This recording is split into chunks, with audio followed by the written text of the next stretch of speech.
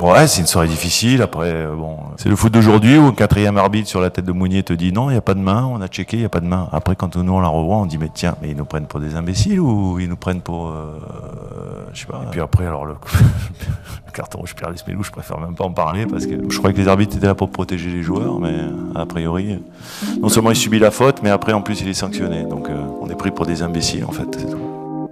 En tout cas, je suis au bout de ma life. Yeah. Yeah. Yeah.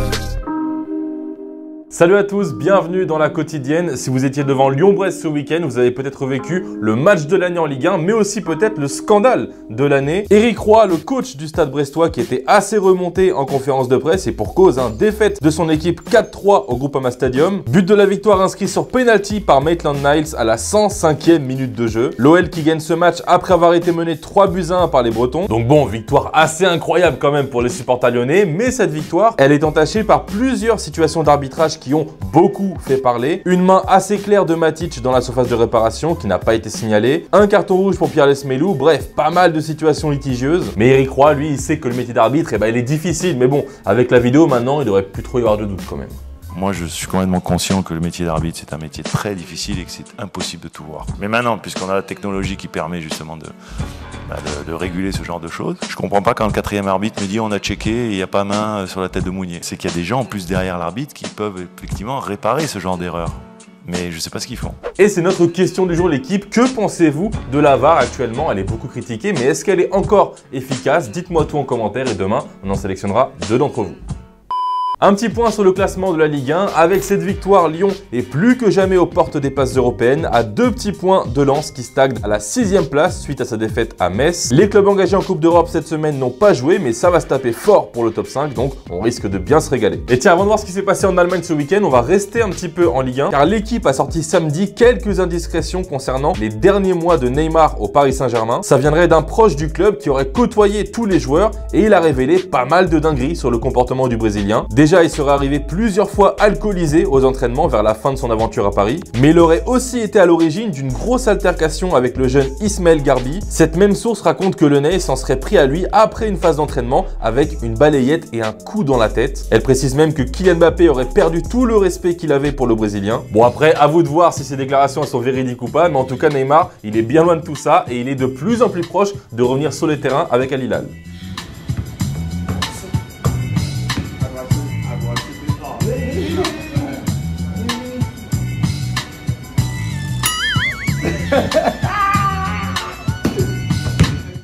En Bundesliga, ça y est, on connaît déjà le champion puisque le Bayer Leverkusen s'est imposé dans le match du titre hier face au Werder Bremen. Victoire 5-0 pour poursuivre cette série incroyable d'invincibilité. 43 matchs sans défaite pour les hommes de Xabi Alonso. Alors, premier titre de champion de l'histoire du club, donc bien évidemment, ça envahit le terrain et les supporters n'ont même pas attendu la fin du match puisque sur le but du 4-0, Florian Wirtz a dû essayer de contenir l'invasion du terrain à lui tout seul. Et je dis bien essayer parce que c'était clairement impossible, c'était déjà la folie à la Bayer Arena. Et comme le veut la tradition en Allemagne, le coach Xabi Alonso a eu le droit à sa petite douche de bière pour fêter le titre et en conférence de presse s'il vous plaît.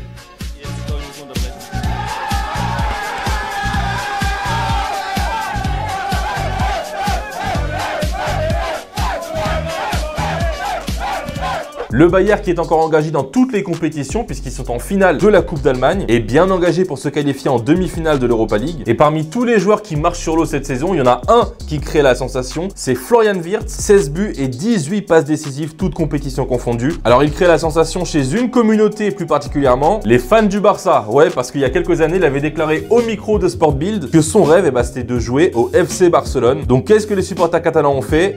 Une cagnotte litchi, 0 van. Un certain Lionel Pedri a déjà récolté 10 € sur un objectif de 150 millions. Donc si vous n'avez pas quoi faire, je pose ça là. Voilà, moi je considère que c'est une bonne action.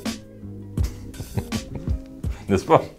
Allez, c'est l'heure de s'envoyer un bon petit football vrai et on va commencer en Argentine avec ce coup franc magnifique pour Huracan, signé Lucas Carrizo. Toujours dans le pays de Léo Messi, Platense s'est imposé à Sarmiento grâce à ce banger à 2 doigts de fracasser la cage. Mais on va refermer ce football vrai avec un but qui a été inscrit en France et qui a été invoqué par Téléfoot. Ouais, si vous ne me croyez pas, écoutez plutôt. Numéro 9, tu vas buzzer. Ça c'est bien entré ça. Dimanche prochain, t'es dans Téléfoot. Il a une patte droite à la Juninho. Là. Wouah! merci. Tu l'as dit ou pas?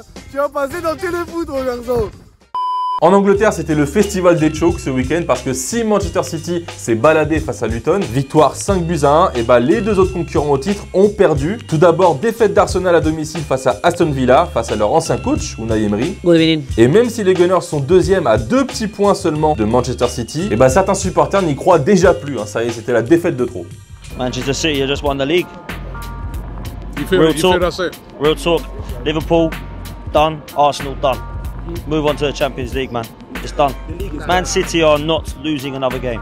They're not dropping points. They're going to go and win all their games. Et l'autre prétendant au titre qui a également perdu, c'est Liverpool face à Crystal Palace. C'était également à domicile. Et les Reds qui enchaînent d'ailleurs une deuxième déroute consécutive à Anfield après la gifle reçue par l'Atalanta jeudi dernier. Mais avant d'annoncer une potentielle crise, Jürgen Klopp s'est exprimé après le match sur ses chances d'être champion. Et pour lui, la question, elle est vite répondue. Pour gagner l'APL, il faut jouer 2 mi-temps, pas qu'une seule. The answer is pretty easy. We play like in the first half, why should we win the league?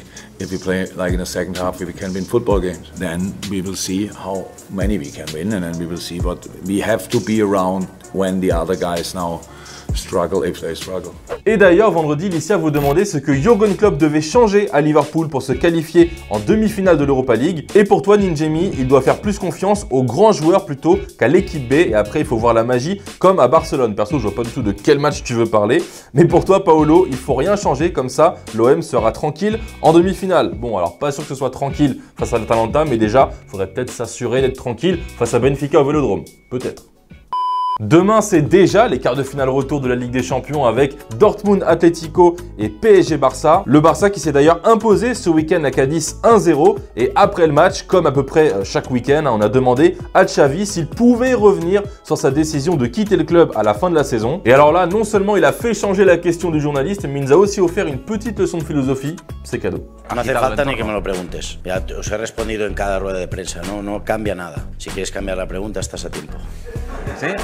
¿La puedo cambiar? Sí, hombre. Puede pasar que el Barça se meta en semifinales y que su eterno rival quede fuera de la Champions. ¿Esta la viste venir? ¿Sabes la que vi venir? Que esta pregunta no me la hubieras hecho. Tus suposiciones antes eran todas negativas y ahora todas son positivas. El hecho de cambiar la dinámica es esto.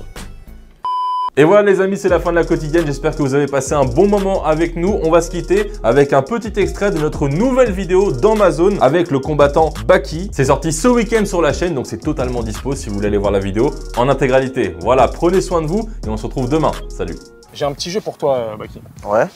Je vais te donner des footballeurs. Ok. Je vais te donner leurs caractéristiques. D'accord. Et je veux que tu me dises à quel combattant MMA ils te font penser. Vas-y, ça marche. Ok.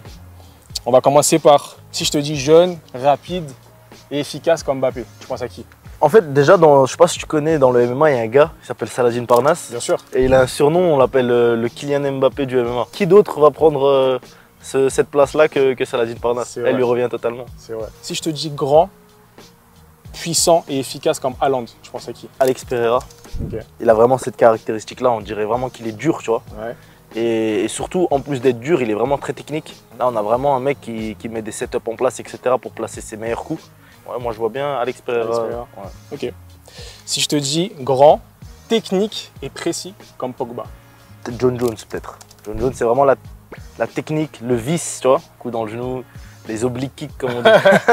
T'as déjà utilisé ce genre de coups? Ouais, moi, j'aime bien. T'aimes bien? J'aime bien. Mais après, j'essaie de les introduire petit à petit dans mon jeu. Ça veut dire que je les ai pas encore sortis en combat. Parce qu'en fait, vu que j'enchaîne les combats, je peux pas vraiment sortir les nouveaux trucs que je travaille. Ouais.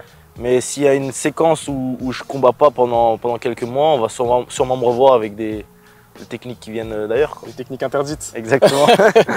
Si je te dis élégant, technique, tu penses à qui? Cyril Gane. Ok. Ouais, Cyril Gane, quand tu regardes, tu te dis ah c'est classe, c'est beau gosse. C'est quoi ton rapport avec Cyril Gane justement? Cyril Gane, il est dans mon club.